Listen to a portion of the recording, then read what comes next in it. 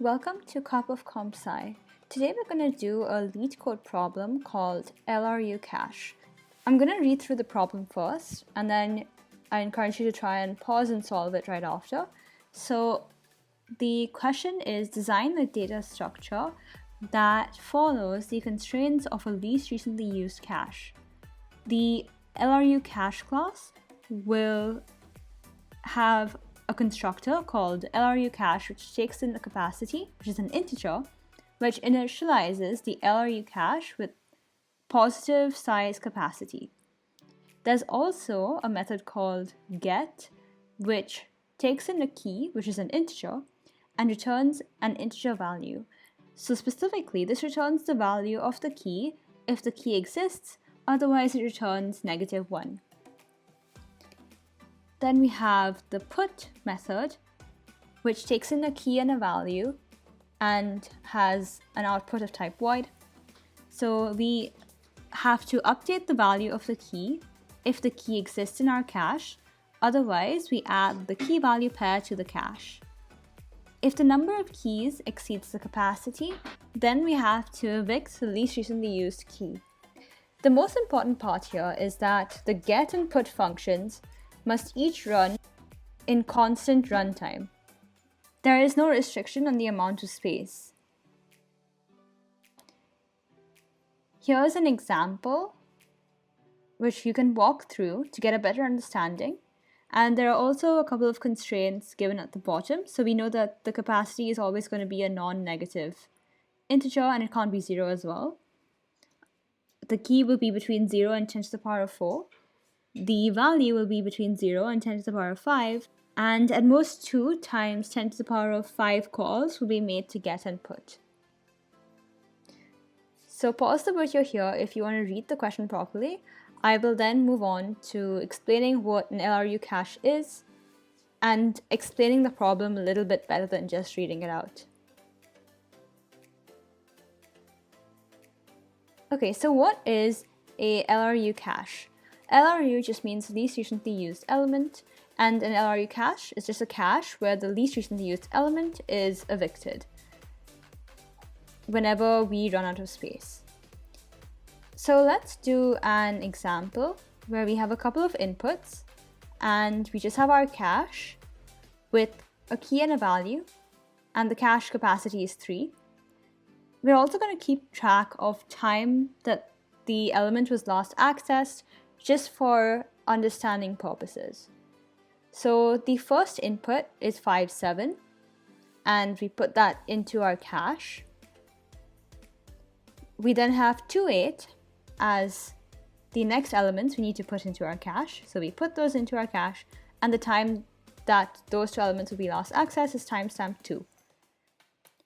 Then we try to get the value 5 from the cache. So we look through all our keys and we see the key 5, so we look at the corresponding value and return that, and we also update the time that that element was last accessed. So we change 1 to 3. The next thing that we should do is get the value of 1. We look through all the keys in the cache, but none of them equal 1. So because the key doesn't exist, we just return -1. The next key value pair that we need to put into our cache is 81. Since we still have capacity in our cache to insert an element without evicting anything, we just put 81 in a very similar manner to how we put in 57 and 28. And we also increment the time last accessed, so that becomes 4. Next, we try to put in the key value pair of 44, but we no longer have the capacity in our cache to do so, because the capacity in our cache is 3. So we need to evict something. We need to look at the least recently used element. So we know that the key value pair of 28 was used at timestamp 2. And so we evict that key value pair, and in its place we put the key value pair of 44, making sure to update the time it was last accessed to 5, making that the most recently used element. So that's the explanation of the problem. Make sure to pause if you want to come up with your own solution. I will now move on to explaining the way I approach this in the most optimal way to do so. So here's the best way to approach the problem. The approach we're going to use is a doubly linked list and a hash map to make sure we get our constant access time for both put and get. So for the doubly linked list, this is going to have a head, and the head is always going to point to the most recently used element. The tail will point to the least recently used element. We will also have a hash map, which will have a capacity of 3 in this example. Of course, this will not be hard-coded. In reality, this capacity would be inputted in the constructor of the cache. Note that in the linked list, at the very beginning, the head and tail will both point to null. So they will be null pointers because there are no elements in the linked list. Now we move on to inserting our first key value pair. So that's the input 5, 7. So our key is 5, but for the value in our unordered hash map, so once we've inserted the key, the value is actually going to be a pointer to a node. And it's not going to just be a pointer to a node, but specifically it's going to be an iterator in our implementation because we're going to be using C++ later on. But you can think about it as a pointer to a node for now. So we create a node with the value of the node being the pair 5, 7. We need to keep track of the key over here because we will need this further down the line when we need to evict nodes from our cache. We make sure that the head points to this node and that the prev value of this node, so the previous value, will be null, and the next value of the node will also be null because there are no other nodes in our cache. We also make sure the tail points to this node and that the unordered hash map has its value pointing to the node we just created. We move on to inputting the next key value pair, which is 2, 8. So in our unordered hash map, we insert the key 2, and all we're going to do is create a new node and change the pointers of the head and the node that the head was previously pointing to. So we change the head to point to the node we just created, and the previous head will now point to the node we just created.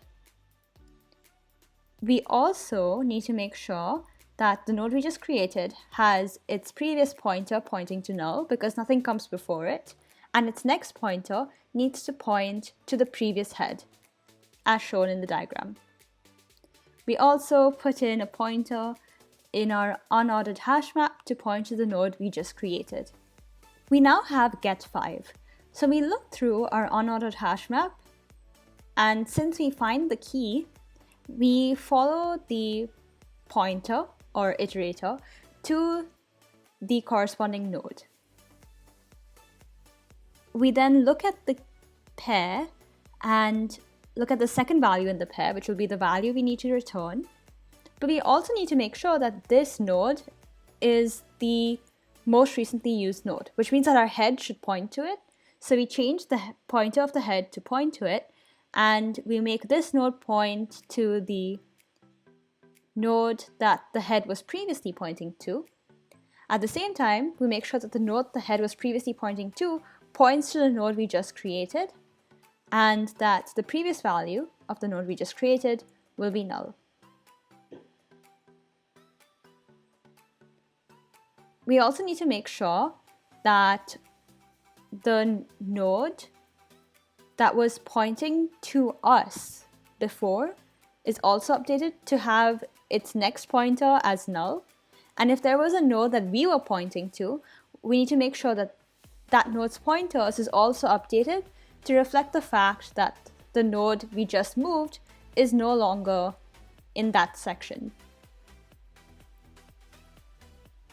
So this is what it would look like once we've done that. We then have the next input, which is get1. But if we look through our unordered map, we won't be able to find one, so we just return -1.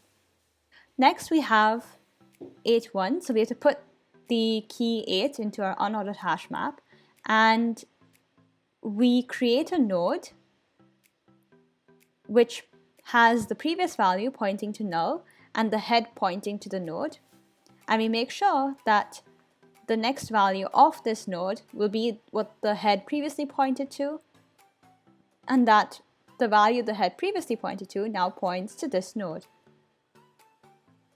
We also update the pointer or the iterator in the unordered hash map to reflect that we have this new node. Our final step is to put the key value pair of 4,4 into our cache. However, we've already used up all the available capacity of our cache, and so we need to make sure we evict something. How do we know which node is the least recently used node? Because that's the node we're supposed to evict. We just look at wherever the tail of the W linked list is pointing to, and in this case, it points to this node, 2.8. This is how we know the key that we're supposed to remove from the unordered hash map, because the node has the value 2 in the pair.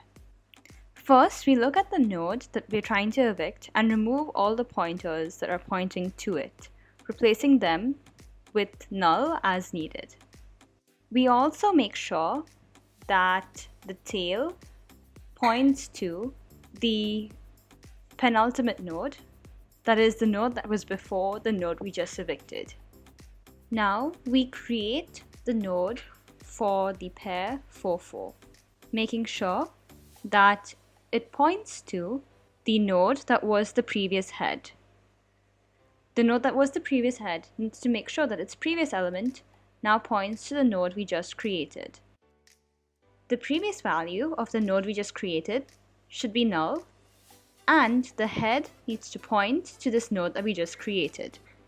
We also need to update the unordered hash map by erasing the key value pair that corresponded to the old node, which was 2.8, and inserting in the key value pair of 4 and the pointer or iterator to the node we just created. And that's how we add 4,4 to our cache.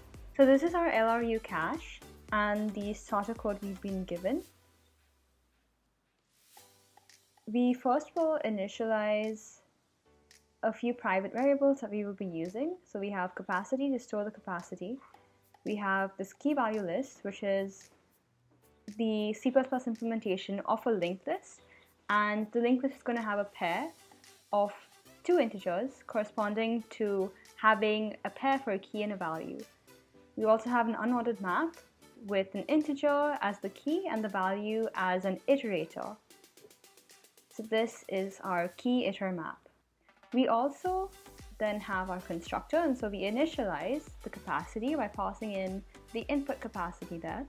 We also have a get function, and we first look for the key in our iter map. If the key is not found, we return -1.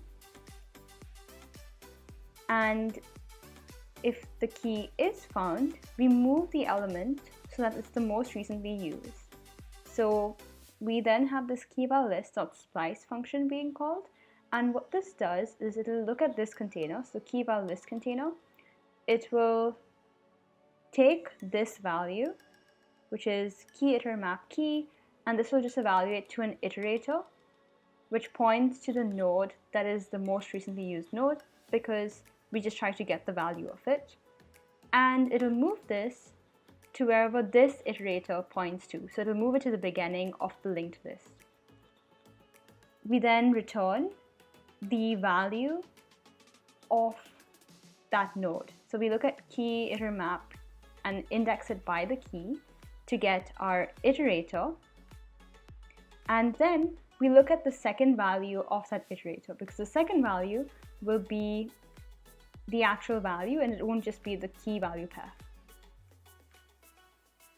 Next, we move on to the put method, and in the event that the node already exists, the key already exists in the map, we just change the value and just return.